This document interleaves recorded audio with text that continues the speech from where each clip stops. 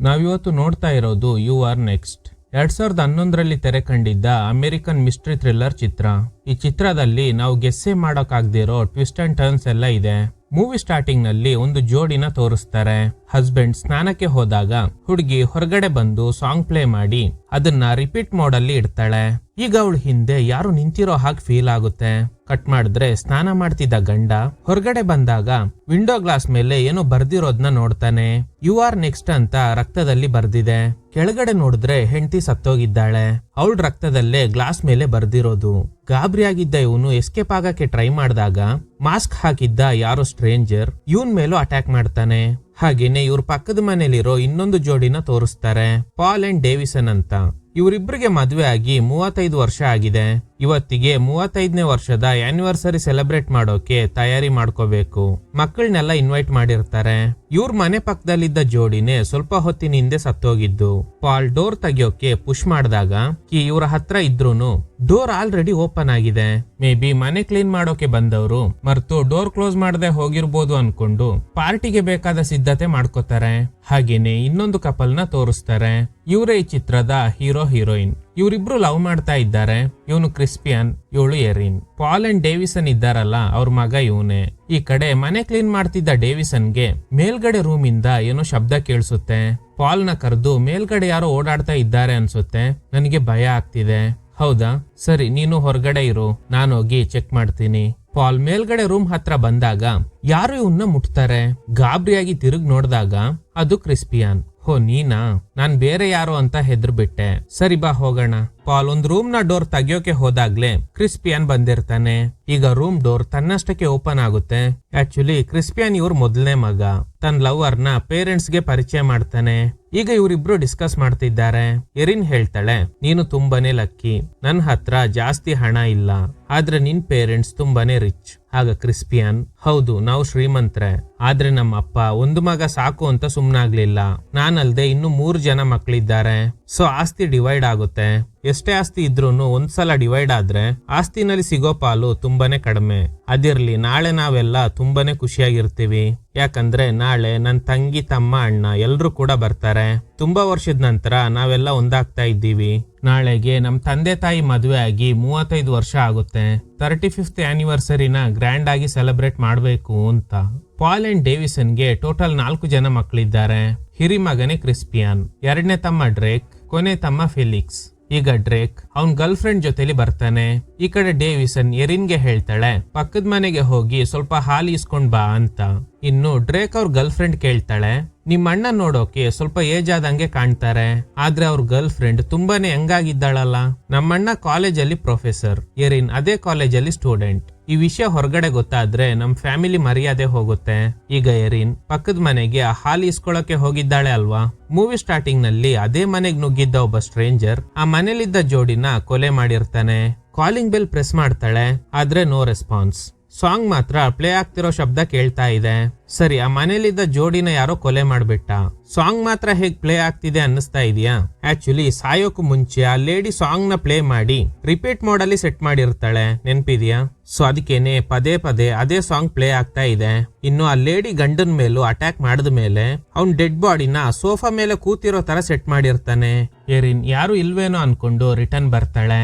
ರಾತ್ರಿ ಕ್ರಿಸ್ಪಿಯನ್ ನ ಕೊನೆ ತಮ್ಮ ಫೆಲಿಕ್ಸ್ ತನ್ನ ಗರ್ಲ್ ಫ್ರೆಂಡ್ ಆಗಿರೋ ಝೀ ಜೊತೆಲಿ ಬರ್ತಾನೆ. ಹಾಗೇನೆ ಕ್ರಿಸ್ಪಿಯನ್ಗೆ ಒಬ್ಳು ತಂಗಿನೂ ಇದ್ದಾಳೆ, ಅವಳು ಕೂಡ ಬಾಯ್ ಫ್ರೆಂಡ್ ಜೊತೆಲಿ ಬರ್ತಾಳೆ. ಟೋಟಲ್ 4 ಜೋಡಿ ಪ್ಲಸ್ ಅಪ್ಪ ಅಮ್ಮ ಸೇರಿ 5 ಜೋಡಿ ಮನೇಲಿದ್ದಾರೆ. ಈಗ ಡ್ರೇಕ್ ಎರಿನ್ ಹತ್ರ, ನೀನು ನಮ್ಮ ಅಣ್ಣ ವರ್ಕ್ ಮಾಡ್ತಿರೋ ಕಾಲೇಜಲ್ಲಿ ಸ್ಟೂಡೆಂಟ್ ಆಗಿ ಹೇಗೆ ಪ್ರೊಫೆಸರ್ ನ ಲವ್ ಮಾಡಿದ್ಯಾ? ಆಗ ಎರಿನ್, ನೀವು ತಪ್ಪಾಗಿ ತಿಳ್ಕೊಂಡಿದ್ದೀರಾ, ನಾನು ಅದೇ ಕಾಲೇಜಲ್ಲಿ ಸ್ಟಡಿ ಮಾಡಿದ್ದು ನಿಜ. ನಾನಲ್ಲಿ ಸ್ಟಡೀಸ್ ಮುಗಿಸೋ ತನಕ ನನಗೆ ಇವ್ರ ಮೇಲೆ ಯಾವುದೇ ಫೀಲಿಂಗ್ಸ್ ಇರ್ಲಿಲ್ಲ. ನಾನು ಕಾಲೇಜ್ ಬಿಟ್ಟ ಮೇಲೆನೆ ಇವ್ರನ್ನ ಒಂದಿನ ಮೀಟ್ ಆದೆ. ಹೀಗೆ ದಿನ ಕಳೆದಂತೆ ಇಬ್ಬರ ನಡುವೆ ಲವ್ ಆಯ್ತು. ಸೊ ನೀವು ನಮ್ ಬಗ್ಗೆ ಕೇವಲವಾಗಿ ಮಾತಾಡಬೇಡಿ ಅಂತ. ಈ ವಿಷಯದಲ್ಲಿ ಕ್ರಿಸ್ಪಿಯನ್ ಹಾಗೇನೆ ಡ್ರೇಕ್ ನಡುವೆ ಗಲಾಟೆ ಆಗುತ್ತೆ. ಬೇರೆಯವರು ಸಮಾಧಾನ ಮಾಡೋಕೆ ಟ್ರೈ ಮಾಡ್ತಾರೆ. ಈಗ ಕ್ರಿಸ್ಪಿಯನ್ ನ ತಂಗಿ ಗಂಡ ವಿಂಡೋ ಹತ್ರ ಏನನ್ನೋ ನೋಡ್ತಾನೆ. ಹೇ ಗಾಯ್ಸ್, ಇಲ್ ನೋಡಿ. ಸ್ವಲ್ಪ ಹೊತ್ತಲ್ಲೇ ವಿಂಡೋ ಗ್ಲಾಸ್ ನ ಬ್ರೇಕ್ ಮಾಡ್ಕೊಂಡು ಬಂದ ಒಂದು ಬಾಣ ಇವನ್ ತಲೆಗೆ ಚುಚ್ಚಿ ಸ್ಪಾಟ್ ನಲ್ಲೇ ಸತ್ತೋಗ್ತಾನೆ. ಎಲ್ರು ಶಾಕ್ ಆಗಿ ಕಿರ್ಚಾಡ್ತಾ ಇದ್ದಾರೆ. ಈಗ ನಿರಂತರವಾಗಿ ಬಾಣಗಳು ಮನೆ ಒಳಗಡೆ ನುಗ್ತಾ ಇರೋದ್ರಿಂದ ಕೆಲವರು ಡೈನಿಂಗ್ ಟೇಬಲ್ ನ ಅಡಿನಲ್ಲಿ ಬಚ್ಚಿಟ್ಕೋತಾರೆ. ಈಗ ಇನ್ನೊಂದು ಬಾಣ ಡ್ರೇಕ್ ನ ಬೆನ್ನಿಗೆ ಚುಚ್ಚಿ ಬಿಡುತ್ತೆ. ಎಲ್ರು ಪ್ಯಾನಿಕ್ ಪ್ಯಾನಿಕ್ ಆಗಿದ್ದಾರೆ. ಎರಿನ್ ಮಾತ್ರ ಧೈರ್ಯವಾಗಿ ಎಲ್ರಿಗೂ ಸಮಾಧಾನ ಮಾಡ್ತಾಳೆ. ವಿಂಡೋ ಇಂದಾನೆ ಬಾಣಗಳು ಬರ್ತಿದೆ.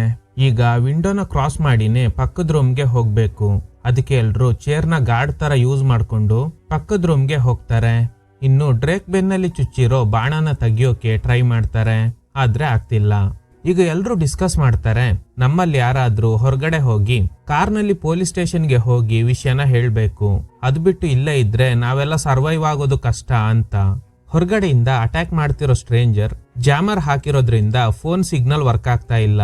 ಎರಿನ್ ಒಂದು SMS ನ ಪೊಲೀಸ್ ಸ್ಟೇಷನ್ಗೆ ಕಳಿಸ್ತಾಳೆ, ನಾವೆಲ್ಲ ಡೇಂಜರ್ ನಲ್ಲಿ ಇದ್ದೀವಿ, ಕಾಪಾಡಿ ಅಂತ.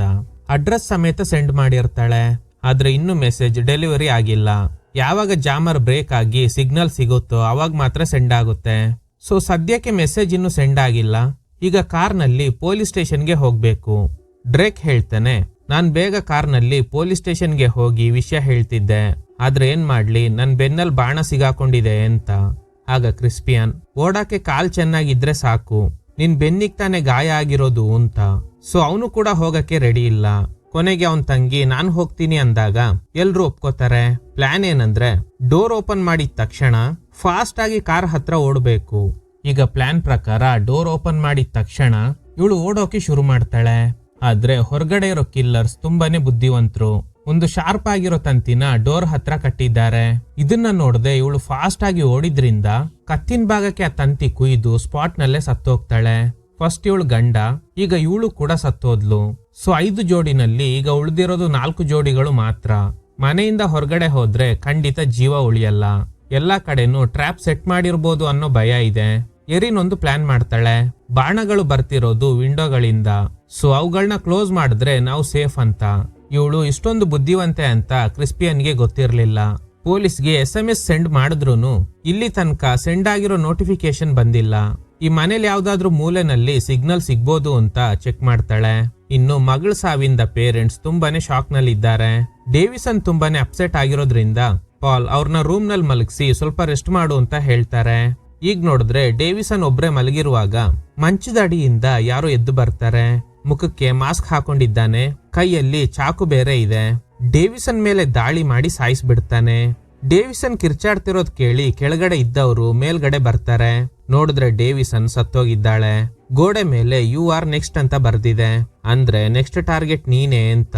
ಇದೇ ತರನೇ ಪಕ್ಕದ ಮನೇಲಿದ್ದ ಜೋಡಿನ ಕೊಂದು ಆ ಕಿಲ್ಲರ್ ವಿಂಡೋ ಗ್ಲಾಸ್ ಮೇಲೆ ಬರ್ದಿಟ್ಟಿದ್ದ. ಇದನ್ ನೋಡಿ ಪಾಲ್ ಜೋರಾಗಿ ಅಳ್ತಾ ಇದ್ದಾರೆ. ಎಲ್ರು ಅವ್ರಿಗೆ ಸಮಾಧಾನ ಮಾಡಿ ಕೆಲವರು ಕೆಳಗಡೆ ಬರ್ತಾರೆ.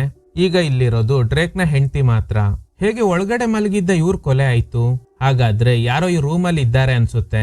ಹೀಗೆಲ್ಲ ಯೋಚನೆ ಮಾಡ್ತಾ ಸುತ್ತಮುತ್ತ ನೋಡ್ತಾ ಇರುವಾಗ ಮಂಚದಡಿನಲ್ಲಿ ಏನೋ ಶಬ್ದ ಕೇಳಿ ಬಗ್ ನೋಡ್ತಾಳೆ. ನೋಡಿದ್ರೆ ಆ ಕಿಲ್ಲರ್ ಈಗ್ಲೂ ಅದೇ ಮಂಚದಡಿನಲ್ಲೇ ಇದ್ದಾನೆ. ಈಗ ಇವಳು ಕೂಡ ಕಿರ್ಚ್ಕೋತಾಳೆ. ಎಲ್ರು ಶಬ್ದ ಕೇಳಿ ಮೇಲ್ಗಡೆ ಬರ್ತಾರೆ. ಆದ್ರೆ ಇವಳು ಹೇಗೋ ತಪ್ಸ್ಕೊಂಡು ಹೊರಗಡೆ ಓಡ್ ಬರ್ತಾಳೆ. ಡೋರ್ ಹತ್ರ ಶಾರ್ಪ್ ಆಗಿರೋ ತಂತಿ ಇರೋ ವಿಷಯ ಗೊತ್ತಾಗಿರೋದ್ರಿಂದ ಆ ತಂತಿ ಅಡಿನಲ್ಲಿ ಬಗ್ಗಿ ಎಸ್ಕೇಪ್ ಆಗ್ತಾಳೆ. ಇದನ್ ನೋಡಿ ಡ್ರೇಕ್ ಕೂಡ ಹಿಂದೆನೆ ಓಡೋಕೆ ಟ್ರೈ ಮಾಡಿದಾಗ ಇವನ್ ಬೆನ್ನಿಗ್ ಚುಚ್ಚಿದ್ದ ಬಾಣ ಆ ತಂತಿಗ್ ಸಿಗಾಕೊಂಡು ಬಾಣ ಇನ್ನು ಡೀಪ್ ಆಗಿ ಚುಚ್ಕೋಬಿಡುತ್ತೆ. ಕೊನೆಗೂ ಹೇಗೋ ಕಷ್ಟಪಟ್ಟು ಅದನ್ನ ರಿಮೂವ್ ಮಾಡ್ತಾನೆ. ಇದ್ರಿಂದ ಜಾಸ್ತಿ ಬ್ಲಡ್ ಲಾಸ್ ಆಗಿ ಅಲ್ಲೇ ಅನ್ಕಾನ್ಶಿಯಸ್ ಆಗಿ ಬಿದ್ದೋಗ್ತಾನೆ. ಇವನ್ ಹೆಂಡತಿ ಓಡ್ತಾ ಇರೋದ್ನ ಕಿಲ್ಲರ್ಸ್ ಗಳಲ್ಲಿ ಒಬ್ಬ ನೋಡಿ ಹಿಂದೆನೆ ಹೋಗ್ತಾನೆ. ಈ ಗ್ಯಾಪ್ ನಲ್ಲಿ ಬಾಕಿಯವರೆಲ್ಲ ಸೇರಿ ಡ್ರೇಕ್ ನ ಮನೆ ಒಳಗಡೆ ಎತ್ಕೊಂಡ್ ಬರ್ತಾರೆ. ಈಗ ಕ್ರಿಸ್ಪಿಯನ್ ಹೇಳ್ತಾನೆ, ಇನ್ಮೇಲೆ ನಾನು ಸುಮ್ನೆ ಇರಕ್ ಆಗಲ್ಲ, ಹೇಗಾದ್ರೂ ಇಲ್ಲಿಂದ ಹೋಗಿ ಯಾರನ್ನಾದ್ರೂ ಹೆಲ್ಪ್ ಕೇಳ್ಬೇಕು. ಎರಿನ್ ಬೇಡ ಅಂತಿದ್ದಾಳೆ, ಆದ್ರೆ ಇವನು ಕೇಳಲ್ಲ. ಸರಿ ಹುಷಾರು ಅಂತ ಒಂದು ಚಾಕು ಕೊಟ್ಟು ಕಳಿಸ್ತಾಳೆ. ಅವಾಗ್ಲೇ ಡ್ರೇಕ್ ನ ಹೆಂಡತಿ ಓಡ್ ಬಂದಿದ್ಲು ಅಲ್ವಾ, ಅವಳು ಆ ಪಕ್ಕದ ಮನೆ ಹತ್ರ ಹೋಗಿ ಕಾಪಾಡಿ ಕಾಪಾಡಿ ಅಂತ ಕಿರ್ಚಾಡ್ತಾ ಇದ್ದಾಳೆ. ಆ ಸೋಫಾ ಮೇಲೆ ಕೂತಿರೋ ವ್ಯಕ್ತಿ ಆಲ್ರೆಡಿ ಸತ್ತೋಗಿದ್ದಾನೆ ಅನ್ನೋ ವಿಷಯ ನಮಗ್ ಮಾತ್ರ ಗೊತ್ತಿದೆ, ಆದ್ರೆ ಇವಳಿಗೆ ಗೊತ್ತಿಲ್ಲ ಅಲ್ವಾ. ಅದಕ್ಕೆ ಬೇಗ ಡೋರ್ ತೆಗೀರಿ, ಯಾಕೆ ಸುಮ್ನೆ ಕೂತ್ಕೊಂಡಿದ್ದೀರಾ ಅಂತಿದ್ದಾಳೆ. ಅಷ್ಟರಲ್ಲಿ ಹಿಂದೆಯಿಂದ ಬಂದ ಒಬ್ಬ ಕಿಲ್ಲರ್ ಇವಳ ಮೇಲೆ ಅಟ್ಯಾಕ್ ಮಾಡಿದಾಗ ಹೊಡೆದಿದ್ ಏಟ್ಗೆ ಗ್ಲಾಸ್ ಬ್ರೇಕ್ ಮಾಡ್ಕೊಂಡು ಒಳಗಡೆ ಬಂದು ಬೀಳ್ತಾಳೆ. ಈಗ್ಲೇ ಗೊತ್ತಾಗುತ್ತೆ ಸೋಫಾ ಮೇಲೆ ಕೂತಿದ್ದ ವ್ಯಕ್ತಿ ಆಲ್ರೆಡಿ ಸತ್ತೋಗಿದ್ದಾನೆ ಅಂತ.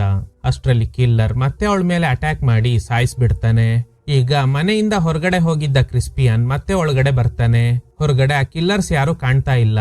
ನಾನ್ ಮತ್ತೆ ಹೋಗಿ ಕಾರ್ ತರ್ತೀನಿ, ನೀವೆಲ್ಲ ಬಂದು ಕಾರ್ನಲ್ಲಿ ಕೂತ್ಕೊಳ್ಳಿ, ನಾವೆಲ್ಲ ಇಲ್ಲಿಂದ ಎಸ್ಕೇಪ್ ಆಗೋಣ ಅಂತ. ಎರಿನ್ಗೆ ಅನ್ನಿಸ್ತಾ ಇದೆ, ಮೇ ಬಿ ಆ ಕಿಲ್ಲರ್ಸ್ ಒಂದೇ ಸಲ ನಮ್ಗಳ ಮೇಲೆ ಅಟ್ಯಾಕ್ ಮಾಡೋಕೆ ಟ್ರೈ ಮಾಡ್ತಾ ಇರ್ಬೋದು. ಸರಿ ಬೇಗ ಬಾ, ನಾವೆಲ್ಲ ನಿನ್ಗೋಸ್ಕರ ಕಾಯ್ತಾ ಇರ್ತೀವಿ ಅಂತ.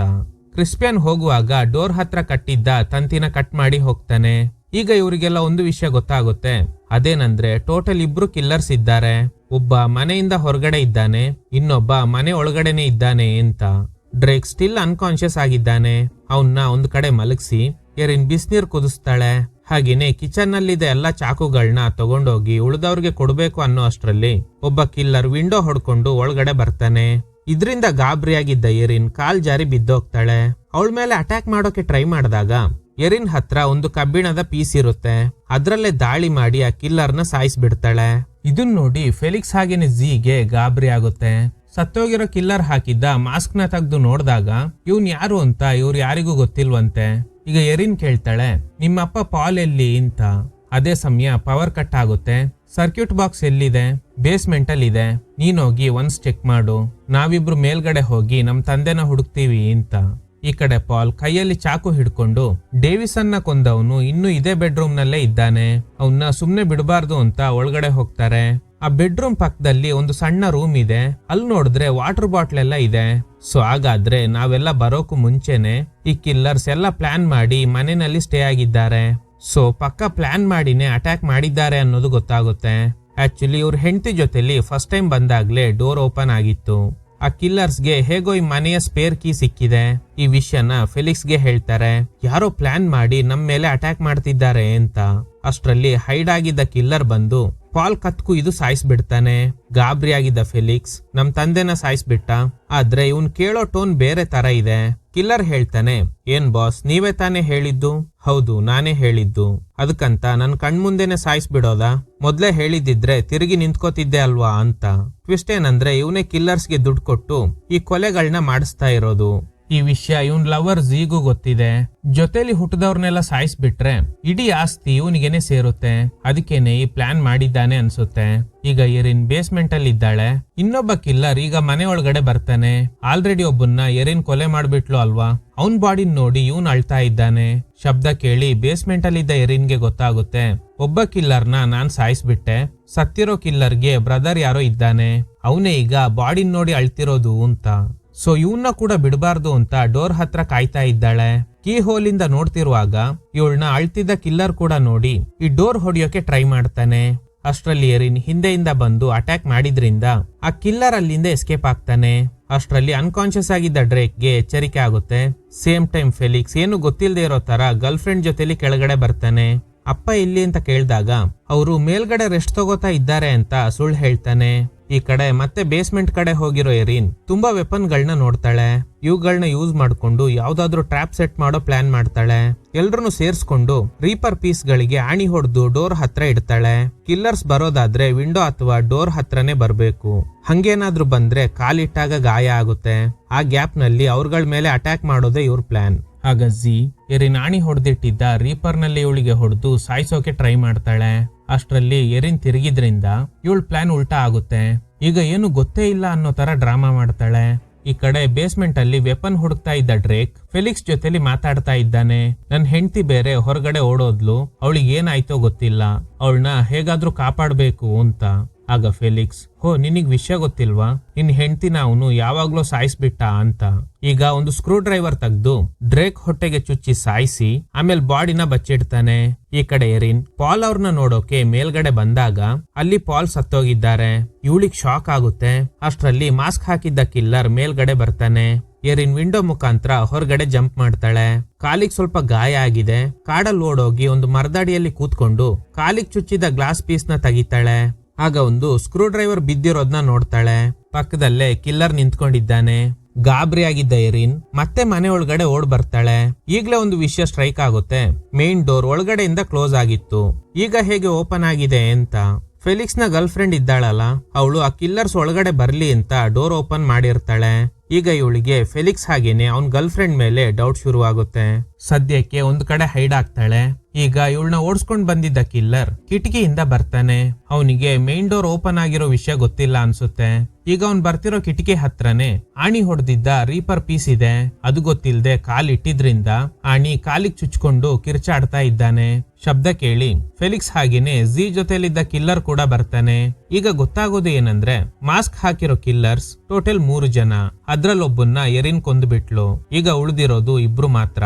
ಹಾಕಿದ್ದ ಪ್ಲಾನ್ ಉಲ್ಟಾ ಆಗೋಯ್ತು ಅಂತ ಫೆಲಿಕ್ಸ್ ಸ್ವಲ್ಪ ಟೆನ್ಷನ್ ಆಗಿದ್ದಾನೆ. ಝಿ ಅವನಿಗೆ ಸಮಾಧಾನ ಮಾಡ್ತಾಳೆ. ಆದ್ರೆ ಅಪ್ಸೆಟ್ ಆಗಿದ್ದ ಫೆಲಿಕ್ಸ್ ಅವಳನ್ನ ತಳ್ಳಿ ಕೆಳಗಡೆ ಬರ್ತಾನೆ. ಈಗ ಝಿ ಡೇವಿಸನ್ ಕೈಯಲ್ಲಿದ್ದ ಉಂಗುರನ ತೆಗ್ದು ಇವಳು ಹಾಕೋತಾಳೆ. ಆಲ್ರೆಡಿ ಅಪ್ಸೆಟ್ ಆಗಿದ್ದ ಫೆಲಿಕ್ಸ್ ಇವರಿಬ್ರು ಕಿರ್ಚಾಡ್ತಾ ಇರೋದ್ ಕೇಳಿ ಕೆಳಗಡೆ ಬರ್ತಾನೆ. ಹೇ, ಏನಾಯ್ತು ನಿನ್ ಕಾಲಿಗೆ? ಬುದ್ಧಿ ಇಲ್ವಾ ನಿನ್ಗೆ? ನಿನ್ ಬ್ಲಡ್ ಈಗ ಕ್ರೈಮ್ ಸೀನ್ ನಲ್ಲಿ ಇದೆ. ಅದ್ರಲ್ಲಿರೋ DNA ಇಟ್ಕೊಂಡು ನೀನ್ ಯಾರು ಅನ್ನೋದನ್ನ ಪತ್ತೆ ಹಚ್ತಾರೆ ಅಂತ. ಇದನ್ ಕೇಳಿ ಟ್ರಿಗರ್ ಆಗಿದ್ದ ಈ ಕಿಲ್ಲರ್, ನೀನು ಆಸ್ತಿಗೋಸ್ಕರ ಜೊತೆಲಿದ್ದವ್ರನ್ನೇ ಕೊಲ್ಲೋದಕ್ಕೆ ಹೇಳ್ದೆ, ಅದೇ ತರನೇ ನಾವು ಕೂಡ ಅಂತ ಅನ್ಕೋಬಿಟ್ಟ. ಅಲ್ಲಿ ಸತ್ತೋಗಿರೋನು ನಮ್ಮ ಅಣ್ಣ, ಈಗ ಕಾಲಿಗೆ ಗಾಯ ಮಾಡ್ಕೊಂಡಿರೋನು ನನ್ ತಮ್ಮ ಅಂತ ಫೆಲಿಕ್ಸ್ ಮೇಲೆನೆ ಅಟ್ಯಾಕ್ ಮಾಡ್ತಾನೆ. ಲೋ, ಅವಸರ ಪಡ್ಬೇಡಿ, ನೀವು ಕೇಳಿದ್ಕಿಂತ ಜಾಸ್ತಿ ಹಣ ಕೊಡ್ತೀನಿ, ಉಳ್ದಿರೋರ್ನ ಕೊಂದ್ಬಿಡು, ಆಮೇಲೆ ಮನೆ ಮಾರಿದ್ರೆ ಬೇಜಾನ್ ಹಣ ಸಿಗುತ್ತೆ ಅಂತ. ಹಣದ ಆಸೆಗೆ ಅವನು ಕೂಡ ಒಪ್ಕೋತಾನೆ. ಇದನ್ನೆಲ್ಲ ಪಕ್ಕದಲ್ಲೇ ಹೈಡ್ ಆಗಿದ್ದ ಎರಿನ್ ಕೇಳಿಸ್ಕೊತಾಳೆ. ಆಗ ಇವಳು ಫೋನ್ಗೆ ಒಂದು ನೋಟಿಫಿಕೇಶನ್ ಬರುತ್ತೆ. ಇದಕ್ಕೂ ಮುಂಚೆ ಇವಳು ಪೊಲೀಸ್ನವ್ರಿಗೆ ಒಂದು ಮೆಸೇಜ್ ಕಳ್ಸಿದ್ಲು ಅಲ್ವಾ, ಆ ಮೆಸೇಜ್ ಈಗ ಸೆಂಡ್ ಆಗಿದೆ ಅಂತ ಕನ್ಫರ್ಮೇಶನ್ ಬಂದಿದೆ. ಸೊ ಸ್ವಲ್ಪ ಹೊತ್ತಲ್ಲೇ ಪೊಲೀಸ್ನವರು ಇಲ್ಲಿಗೆ ಬರ್ತಾರೆ ಅನ್ನೋದು ಗೊತ್ತಾಗುತ್ತೆ. ಈಗ ಸಮಸ್ಯೆ ಏನಂದ್ರೆ ಇವಳು ಫೋನಿಗೆ ಬಂದ ನೋಟಿಫಿಕೇಶನ್ ನ ಸೌಂಡ್ ಹೊರಗಡೆ ಇದ್ದ ಕಿಲ್ಲರ್ಸ್ ಹಾಗೇನೆ ಫೆಲಿಕ್ಸ್ಗೆ ಕೇಳಿರುತ್ತೆ. ಅವಳಿರೋ ಜಾಗ ಗೊತ್ತಾಗಿದ್ರಿಂದ ಒಬ್ಬ ಕಿಲ್ಲರ್ ಅವಳ ಮೇಲೆ ಅಟ್ಯಾಕ್ ಮಾಡೋದಕ್ಕೆ ಟ್ರೈ ಮಾಡ್ತಾನೆ. ಎರಿನ್ ಅವನ್ನ ತಳ್ಳಿ ಹೊರಗಡೆ ಓಡ್ ಬಂದು ಮತ್ತೆ ಕಿಟಕಿ ಮುಖಾಂತರ ಒಳಗಡೆ ಬರ್ತಾಳೆ. ಅದೇ ಸಮಯ ಫೆಲಿಕ್ಸ್ ಹಾಗೇನೆ ಅವನ್ ಗರ್ಲ್ ಫ್ರೆಂಡ್ ಹಾಗೇನೆ ಇನ್ನೊಬ್ಬ ಕಿಲ್ಲರ್ ಎರಿನ್ ನ ಹುಡ್ಕೊಂಡು ಹೊರಗಡೆ ಓಡ್ ಬರ್ತಾರೆ. ಹೊರಗಡೆ ಬಂದಿರೋ ಈ 3 ಜನಕ್ಕೆ ಎರಿನ್ ಮತ್ತೆ ಮನೆ ಒಳಗಡೆ ಹೋಗಿರೋ ವಿಷಯ ಗೊತ್ತಿಲ್ಲ. ಆದ್ರೆ ಅವಳ ಮೇಲೆ ಫಸ್ಟ್ ಟೈಮ್ ಅಟ್ಯಾಕ್ ಮಾಡಿದವನಿಗೆ ಮಾತ್ರ ಅವಳು ಮತ್ತೆ ಮನೆ ಒಳಗಡೆನೆ ಸೇರ್ಕೊಂಡಿದ್ದಾಳೆ ಅನ್ನೋದು ಗೊತ್ತಾಗುತ್ತೆ. ಕಿಟಕಿ ಹತ್ತಿ ಒಳಗಡೆ ಬರೋದಕ್ಕೆ ಟ್ರೈ ಮಾಡಿದಾಗ ಸೈಡಲ್ಲೇ ಕಾಯ್ತಾ ಇದ್ದ ಎರಿನ್ ಇವನ್ ತಲೆಗೆ ಚುಚ್ಚಿ ಸಾಯಿಸ್ಬಿಡ್ತಾಳೆ. ಒಟ್ಟು ಇಬ್ರು ಕಿಲ್ಲರ್ಸ್ ಕತೆ ಮುಗೀತು. ಈಗ ಮೇನ್ ಡೋರ್ ಹತ್ರ ಹೋಗಿ ಡೋರ್ ಹಿಂದೆ ಒಂದು ಟ್ರ್ಯಾಪ್ ಸೆಟ್ ಮಾಡ್ತಾಳೆ. ಯಾರಾದ್ರೂ ಡೋರ್ ಓಪನ್ ಮಾಡಿದ್ರೆ ಇವಳು ಇಟ್ಟಿರೋ ಕೊಡ್ಲಿ ಅವ್ರ ತಲೆನ ಸೀಳೋ ತರ ಸೆಟ್ ಮಾಡ್ತಾಳೆ. ಯಾರಾದ್ರೂ ಡೋರ್ ತೆಗಿತಾರ ಅಂತ ಕಾಯ್ತಾ ಇದ್ದಾಳೆ. ಇನ್ನು ಈ 3 ಜನ ಎಷ್ಟೇ ಹುಡುಕಿದ್ರೂನು ಎರಿನ್ ಸಿಕ್ಕಿಲ್ಲ. ಆಗ ಕಿಲ್ಲರ್ ಹೇಳ್ತಾನೆ, ನಾನ್ ಮತ್ತೆ ಮನೆ ಒಳಗಡೆ ಹೋಗ್ತೀನಿ, ಅಲ್ಲಿ ನನ್ ಬ್ರದರ್ ಇದ್ದಾನೆ, ಅವನ್ ಕಾಲಿಗೆ ಬೇರೆ ಆಣಿ ಚುಚ್ಚಿ ಗಾಯ ಆಗಿದೆ, ನಾನೋಗಿ ಅವನ್ನ ಕಾಪಾಡ್ಬೇಕು ಅಂತ. ಸರಿ, ಆ ಬಾಣಗಳನ್ನ ಕೊಟ್ಟು ಹೋಗು, ನಾನು ಅವಳ ಕತೆ ಮುಗಿಸ್ತೀನಿ ಅಂತ ಫೆಲಿಕ್ಸ್ ಹೇಳ್ತಾನೆ. ಈಗ ಕಿಲ್ಲರ್ ಮೇನ್ ಡೋರ್ ಇಂದ ಬರ್ದೆ ವಿಂಡೋ ಇಂದಾನೆ ಬರ್ತಾನೆ. ಇದನ್ ನೋಡಿ ಎರಿನ್ಗೆ ಕೋಪ ಬರುತ್ತೆ. ಯಾಕಂದ್ರೆ ಆ ಮೇನ್ ಡೋರ್ ಓಪನ್ ಮಾಡಿದ್ರೆ ಮಾತ್ರ ಸೆಟ್ ಮಾಡಿದ ಟ್ರ್ಯಾಪ್ ನಲ್ಲಿ ಬಿದ್ದು ಇವನು ಸಿಗಾಕೋತಾನೆ. ಸೊ ಈಗ ಪ್ಲಾನ್ ಉಲ್ಟಾ ಆಗಿದ್ರಿಂದ ಬೇಸ್ಮೆಂಟ್ ಗೆ ಹೋಗಿ ಹೈಡ್ ಆಗ್ತಾಳೆ. ಹಾಗೇನೆ ಅಲ್ಲಿದ್ದ ಲೈಟ್ ಗಳನ್ನೆಲ್ಲ ಹೊಡೆದಾಕಿ ಒಂದು ಕ್ಯಾಮರಾನ ಮಾತ್ರ ಆನ್ ಮಾಡ್ತಾಳೆ. ಅದಾಗೆ ಫ್ಲಾಶ್ ಆಗೋ ತರ ಸೆಟ್ ಮಾಡಿರ್ತಾಳೆ. ಆ ಬೆಳಕು ನೋಡಿ ಅವನು ಹತ್ರ ಬಂದಾಗ ಅವನ್ ಮೇಲೆ ದಾಳಿ ಮಾಡಿ ಸಾಯಿಸ್ಬಿಡ್ತಾಳೆ. ಈಗ ಉಳಿದಿರೋದು ಫೆಲಿಕ್ಸ್ ಹಾಗೇನೆ ಅವನ್ ಗರ್ಲ್ ಫ್ರೆಂಡ್ ಮಾತ್ರ. ಈಗ ಎರಿನ್ ಕಿಚನಿಗೆ ಬಂದು ಒಂದು ಚಾಕು ತೆಗ್ದು ಇಟ್ಕೋತಾಳೆ. ಅಷ್ಟ್ರಲ್ಲಿ ಒಂದು ಬಾಣ ಬಂದು ಅವಳಿಗೆ ಹೊಡೆಯೋ ತರ ತೋರಿಸ್ತಾರೆ. ಬಾಣ ಬಿಟ್ಟಿದ್ದು ಫೆಲಿಕ್ಸ್. ಸದ್ಯ ಇವಳ ಕತೆನು ಮುಗೀತು ಅಂತ ಫಸ್ಟ್ ಝಿ ಒಳಗಡೆ ಬರ್ತಾಳೆ. ಫೆಲಿಕ್ಸ್ ಅವನು ಸೆಟ್ ಮಾಡಿದ್ದ ಜಾಮರ್ನ ಆಫ್ ಮಾಡ್ತಾನೆ. ಝಿ ಒಳಗಡೆ ಬಂದಾಗ ಎರಿನ್ ಇನ್ನೂ ಸತ್ತಿಲ್ಲ. ಝಿ ಮೇಲೆನೆ ಅಟ್ಯಾಕ್ ಮಾಡ್ತಾಳೆ. ಅಷ್ಟ್ರಲ್ಲಿ ಫೆಲಿಕ್ಸ್ ಕೂಡ ಬರ್ತಾನೆ. ಇದಕ್ಕೂ ಮುಂಚೆ ಬಿಸಿನೀರ್ ಇಟ್ಟಿದ್ಲು ಅಲ್ವಾ, ಅದನ್ನ ಅವನ್ ಮೇಲೆ ಚೆಲ್ ಬಿಡ್ತಾಳೆ. ಆದ್ರೆ ಅದು ತಣ್ಣಗಾಗಿದೆ. ಸೊ ಅವನಿಗೆ ಏನು ಆಗಲ್ಲ. ಅದಕ್ಕೆ ಪಾತ್ರೆನಲ್ಲೇ ಅವನ್ ಮೇಲೆ ಅಟ್ಯಾಕ್ ಮಾಡ್ತಾಳೆ. ಇಲ್ಲೊಂದು ಭಯಂಕರ ಫೈಟ್ ನಡೆಯುತ್ತೆ. ಕೊನೆಗೆ ಎರಿನ್ ಮಿಕ್ಸಿ ಜಾರ್ನ ಅವನ್ ತಲೆಗೆ ಇಟ್ಟು ಸ್ವಿಚ್ ಆನ್ ಮಾಡ್ಬಿಡ್ತಾಳೆ. ಇದರಿಂದ ಅವನ್ ತಲೆ ಚಟ್ನಿ ಆಗ್ಬಿಡುತ್ತೆ. ಕೊನೆಗೆ ಅವನು ಕೂಡ ಸತ್ತೋಗ್ತಾನೆ. ಹಾಗೇನೆ ಝಿ ತಲೆಗೆ ಚಾಕುಯಿಂದ ಚುಚ್ಚಿ ಸಾಯಿಸ್ಬಿಡ್ತಾಳೆ. ಈಗ ಫೆಲಿಕ್ಸ್ ಫೋನ್ಗೆ ಒಂದು ಕಾಲ್ ಬರುತ್ತೆ. ಯಾಕಂದ್ರೆ ಅವನು ಆಲ್ರೆಡಿ ಜಾಮರ್ನ ಆಫ್ ಮಾಡಿರೋದ್ರಿಂದ ಈಗ ಸಿಗ್ನಲ್ ಬಂದಿರುತ್ತೆ. ಎರಿನ್ ಕಾಲ್ ಪಿಕ್ ಮಾಡ್ತಾಳೆ, ಆದ್ರೆ ಮಾತಾಡಲ್ಲ. ಈಗಲೇ ಶಾಕಿಂಗ್ ಟ್ವಿಸ್ಟ್ ಒಂದು ರಿವೀಲ್ ಆಗುತ್ತೆ. ಕಾಲ್ ಮಾಡಿರೋದು ಕ್ರಿಸ್ಪಿಯನ್. ಏನೋ ಫೆಲಿಕ್ಸ್ ಎಲ್ರ ಕಥೆನೂ ಮುಗಿಸ್ಬಿಟ್ಟ ಅಂತ. ಆಕ್ಚುಲಿ ಫೆಲಿಕ್ಸ್, ಕ್ರಿಸ್ಪಿಯನ್ ಅಂಡ್ ಝಿ ಸೇರಿನೇ ಆ ಕಿಲ್ಲರ್ಸ್ ನ ಹೈರ್ ಮಾಡಿ ಫ್ಯಾಮಿಲಿ ಮೆಂಬರ್ಸ್ ನ ಕೊಂದು ಆಸ್ತಿನ ಹಂಚ್ಕೊಳ್ಳೋ ಪ್ಲಾನ್ ಮಾಡಿರ್ತಾರೆ. ಸೊ ಇಷ್ಟು ವಿಷಯ ಗೊತ್ತಾದ್ಮೇಲೆ ಎರಿನ್ ಕಾಲ್ ಕಟ್ ಮಾಡ್ತಾಳೆ. ಏನು ಉತ್ತರ ಕೊಡದೆ ಕಾಲ್ ಕಟ್ ಆಯ್ತಲ್ಲ ಅಂತ ಕ್ರಿಸ್ಪಿಯನ್ ಮನೆಗ್ ಬರ್ತಾನೆ. ಇವನಾದ್ರೂ ಆ ಮೇನ್ ಡೋರ್ ಮುಖಾಂತರ ಬರ್ತಾನೇನೋ ಅಂತ ನೋಡಿದ್ರೆ ಇವನು ಕೂಡ ಕಿಟಕಿಯಿಂದನೇ ಒಳಗಡೆ ಬರ್ತಾನೆ. ನೋಡಿದ್ರೆ ಎಲ್ರು ಸತ್ತೋಗಿರೋದ್ ನೋಡಿ ಇವನಿಗೆ ಗಾಬರಿ ಆಗುತ್ತೆ. ಬದುಕಿರೋದು ಎರಿನ್ ಮಾತ್ರ. ಸೊ ಇವಳೆ ಕಾಲ್ ಪಿಕ್ ಮಾಡಿರೋದು ಅಂತ ಈಗ ಇವನಿಗೆ ಗೊತ್ತಾಗುತ್ತೆ. ಸರಿ ಬಿಡು, ಈಗ ಆಸ್ತಿ ಎಲ್ಲ ನಮ್ದೆ, ಫೆಲಿಕ್ಸ್ ಬದುಕಿದಿದ್ರೆ ಅವನಿಗೆ ಕೂಡ ಪಾಲ್ ಕೊಡ್ಬೇಕಿತ್ತು ಅಂತ. ಆಗ ಇವಳು, ಸೊ ಈ ಒಂದಿನಕ್ಕೋಸ್ಕರನೇ ನೀನು ನಮ್ ತಾಯಿನ ನೋಡೋಕೆ ನೀನ್ ಬಾ ಅಂತ ಫೋರ್ಸ್ ಮಾಡಿ ಕರ್ಕೊಂಡ್ ಬಂದೆ ಅಲ್ವಾ, ಅಂದ್ರೆ ನನ್ನನ್ನು ಕೂಡ ಸಾಯಿಸೋದೆ ನಿನ್ ಪ್ಲಾನ್ ಅಲ್ವಾ ಅಂತ ಅವ್ನ್ ಕತ್ತಿಗ್ ಚುಚ್ಚಿ ಸಾಯಿಸ್ಬಿಡ್ತಾಳೆ. ಆಗ ಇವಳು ಕಳ್ಸಿದ್ದ ಮೆಸೇಜ್ ನೋಡಿ ಬಂದಿದ್ದ ಕಾಪ್ ಇವಳೆ ಕಿಲ್ಲರ್ ಅನ್ಕೊಂಡು ಶೂಟ್ ಮಾಡ್ತಾನೆ. ಗುಂಡು ಶೋಲ್ಡರ್ಗೆ ತಗುಲುತ್ತೆ. ವಿಂಡೋ ಇಂದಾನೆ ಶೂಟ್ ಮಾಡಿರ್ತಾನೆ. ಸುಮ್ನೆ ಅಲ್ಲಿಂದಾನೇ ಒಳಗಡೆ ಬಂದಿದ್ರೆ ಆಗಿರೋದು. ಆದ್ರೆ ಅವನು ಮೇನ್ ಡೋರ್ ಓಪನ್ ಮಾಡಿದ್ರಿಂದ ಅವಳು ಸೆಟ್ ಮಾಡಿದ್ದ ಕೊಡ್ಲಿ ಇವನ್ ಮುಖ ಸೀಳಿದ್ರಿಂದ ಸ್ಪಾಟ್ ನಲ್ಲೇ ಸತ್ತೋಗ್ತಾನೆ. ಇರಿನ್ ಆ ಕಾಪ್ನ ಅಲರ್ಟ್ ಮಾಡೋದಕ್ಕೆ ಟ್ರೈ ಮಾಡ್ತಾಳೆ, ಆದ್ರೆ ಕಾಲ ಮೀರೋಗಿದೆ. ಈಗ ನಿಮ್ಗೆ ಅನ್ನಿಸ್ಬೋದು ಎಲ್ಲ ಓಕೆ, ಪಕ್ಕದ ಮನೇಲಿದ್ದ ಜೋಡಿನ ಯಾಕೆ ಕೊಲೆ ಮಾಡಿದ್ರು ಅಂತ. ಆಕ್ಚುಲಿ ಅವ್ರನ್ನ ಕೂಡ ಕೊಂದಿದ್ದು ಸೇಮ್ ಕಿಲ್ಲರ್ಸೇ. ಯಾಕಂದ್ರೆ ಈ ಮನೇಲಿ ಮಾತ್ರ ಡೆತ್ ಆದ್ರೆ ಪೊಲೀಸ್ನವ್ರಿಗೆ ಡೌಟ್ ಬರುತ್ತೆ. ಬದಲಾಗಿ ಪಕ್ಕದ ಮನೆಯವ್ರನ್ನ ಕೂಡ ಕೊಂದು ಬಿಟ್ರೆ ಯಾರೋ ಸೈಕೋ ಕಿಲ್ಲರೇ ಈ ಕೊಲೆಗಳನ್ನ ಮಾಡಿದ್ದಾನೆ ಅಂತ ಅನ್ಕೋತಾರೆ. ಅದು ಬಿಟ್ಟು ಈ ಮನೇಲಿ ಮಾತ್ರ ಕೊಲೆಗಳಾದ್ರೆ ಆಸ್ತಿಗೋಸ್ಕರ ಈ ಮನೆಯವರೇ ಯಾರೋ ಈ ಕೆಲಸ ಮಾಡಿದ್ದಾರೆ ಅನ್ನೋ ಡೌಟ್ ಶುರುವಾಗಿ ಎಂಕ್ವೈರಿ ನಡೆದ್ರೆ ಫೆಲಿಕ್ಸ್, ಸಿ ಅಂಡ್ ಕ್ರಿಸ್ಪಿಯನ್ ಈ 3 ಜನ ಸಿಗಾಕೊಳ್ಳೋ ಸಾಧ್ಯತೆ ಇದೆ. ಅದಕ್ಕೇನೆ ಈ ರೀತಿ ಪ್ಲಾನ್ ಮಾಡಿರ್ತಾರೆ. ಇದ್ರೊಂದಿಗೆ ಈ ಚಿತ್ರ ಎಂಡ್ ಆಗುತ್ತೆ. Okay guys, thanks for watching. ಈ ತರದ ಥ್ರಿಲ್ಲಿಂಗ್ ವಿಡಿಯೋಗಳಿಗಾಗಿ ನಮ್ಮ ಸಿನಿಮಾ ಫ್ಯಾಕ್ಟ್ಸ್ ಚಾನಲ್ ನ ತಪ್ಪದೆ ಸಬ್ಸ್ಕ್ರೈಬ್ ಮಾಡಿ, ಪಕ್ಕದಲ್ಲಿರೋ ಬೆಲ್ ಐಕಾನ್ ನ ಪ್ರೆಸ್ ಮಾಡಿ ಆಲ್ ನೋಟಿಫಿಕೇಶನ್ ಗಳನ್ನ ಆನ್ ಮಾಡಿ ಇಟ್ಕೊಳ್ಳಿ.